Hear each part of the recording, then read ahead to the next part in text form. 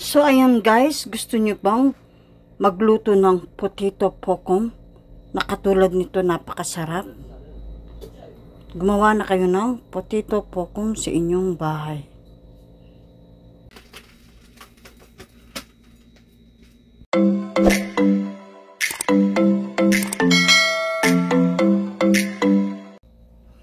Hi everyone! Yorobun, annyeonghaseyo.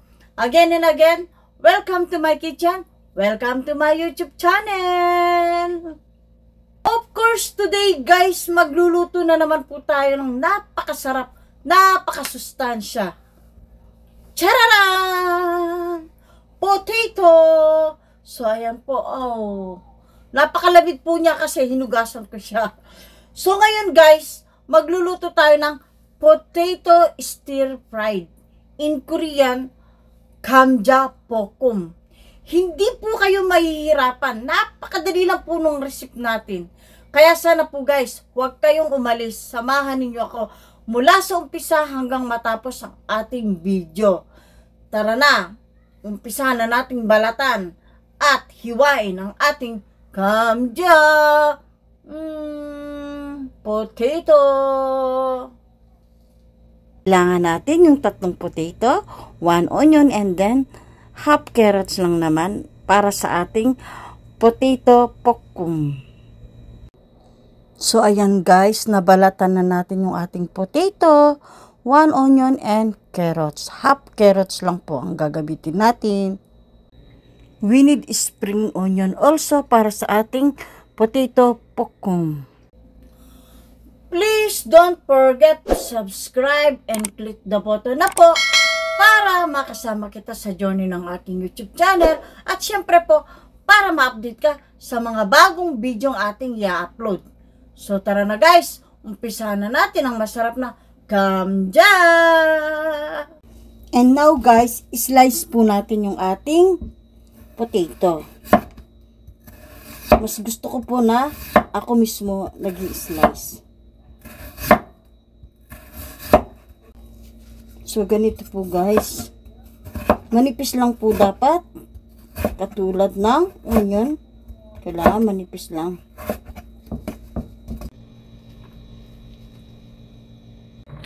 So, ayan guys. Maglalagay tayo ng tubig para sa ating potato. Kailangan ibabad natin dito.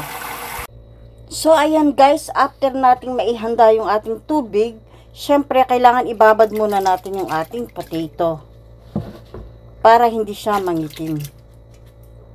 And now, slice na po natin ng manipis yung ating onion. Kailangan manipis lang po siya guys. So, ayan po guys yung ating onion. Kailangan manipis po siya. Ganito po. Hindi po maganda kung sobrang makapal. And now guys, slice naman natin ng pahaba yung ating carrots.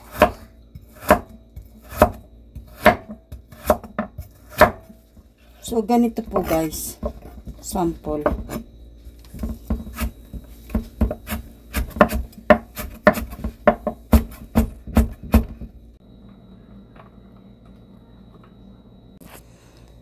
And now, slice naman po natin yung ating spring onion leaves.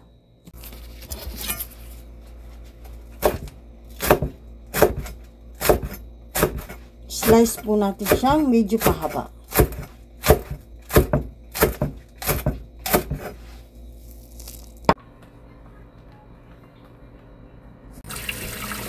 Kailangan guys, banlawan natin yung ating potato.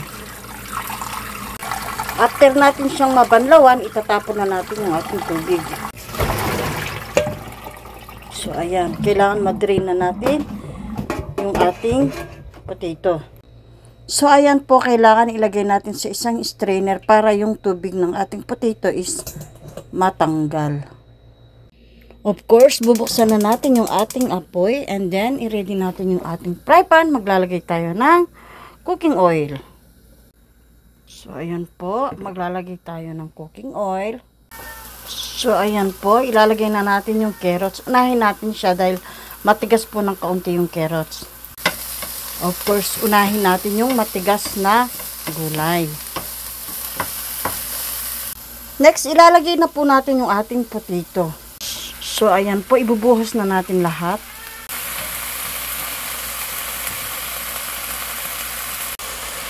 And now, ilalagay naman natin yung ating onion. So, ayan guys, tamang-tama lang po pala ang ating gulay sa ating fry pan. Pero kung gusto nyong magluto ng marami, syempre kailangan lakihan ninyo yung inyong fry pan. Of course, kailangan maglalagay tayo ng iodized salt. So, ayan guys, kung gusto nyong maglagay ng dasida or magic sarap, ilagay po natin sa ating masarap na vegetables. Maglalagay din tayo ng kaunting black pepper. Of course, mix again.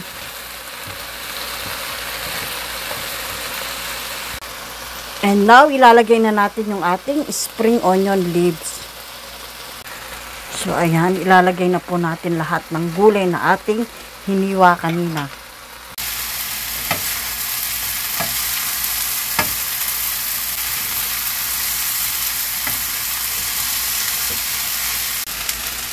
So, ayan guys, ang ating potato pokum.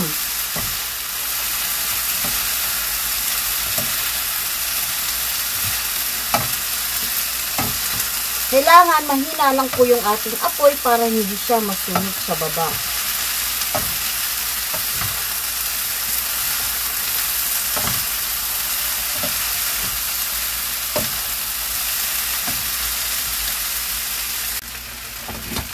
So, ayan po guys, malapit na pong maluto ang ating potato pokum. Napakadali lang po niya, di ba? Hindi po kayo mahihirapan. At napakasustansya po ng ating potato pokum. Siyempre, kailangan titikman po natin siya. We need to taste po para alam natin kung maalat o matabang.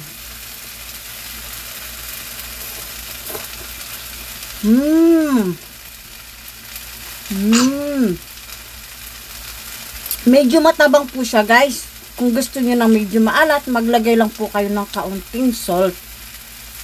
Para sa akin, mas okay yung matabang kesa sa maalat. And now guys, maglalagay tayo ng sesame oil. And then, ilalagay din natin yung ating sesame seeds. Siyempre, para mas masarap yung lasa niya. At yung sesame oil, yung amoy niya guys, napakabango. And then, mix natin siya.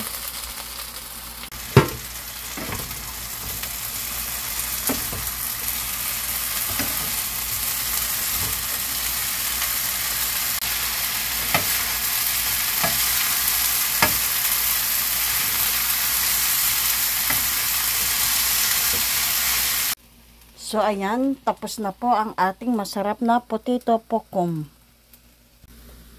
What a yummy potato pokum.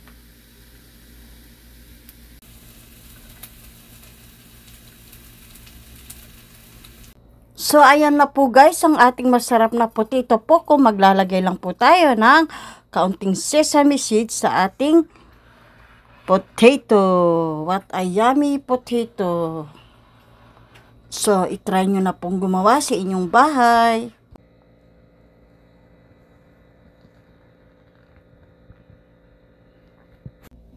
So, ayan po guys. Sana po nag-enjoy kayo. Sana po nagustuhan ninyo ang ating masarap na kamja pokum. Hindi po siya mahirap lutuin, di ba? Kaya, lutuin nyo na ang inyong kamja pokum sa inyong bahay. Thank you guys. See you again. I love you all and God bless you all. Smile.